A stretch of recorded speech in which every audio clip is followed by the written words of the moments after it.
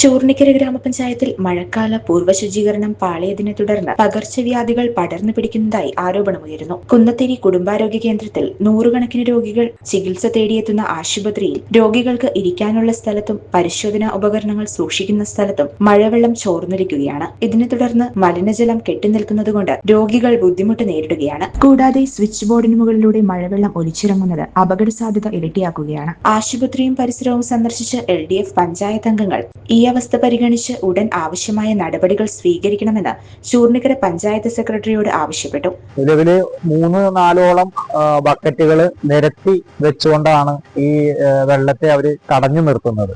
സ്വാഭാവികമായിട്ടും അതിന്റെ നെബുലൈസേഷൻ ചെയ്യുന്ന രോഗിയുടെ തൊട്ടടുത്ത് വരെ ഈ വെള്ളം ചോർന്നൊലിക്കുകയാണ്. കൂടാതെ അവിടെ ഉൾപ്പെടെ നിരന്തരം ആളുകൾ നടക്കുന്ന വഴികൾ പോലെയാണ് ആ പ്രദേശം. ടൈലിട്ടേക്കുന്ന പ്രദേശമായതുകൊണ്ട് തന്നെ തെന്നി വീഴും എന്നുള്ളത് ഉറപ്പാണ്. അപ്പൊ സ്വാഭാവികമായിട്ടും ഇത് ജനങ്ങള് ഇതിന്റെ ഭാഗമായിട്ട് ഇതിന് പ്രതിഷേധം അറിയിക്കുകയും തുടർന്നുള്ള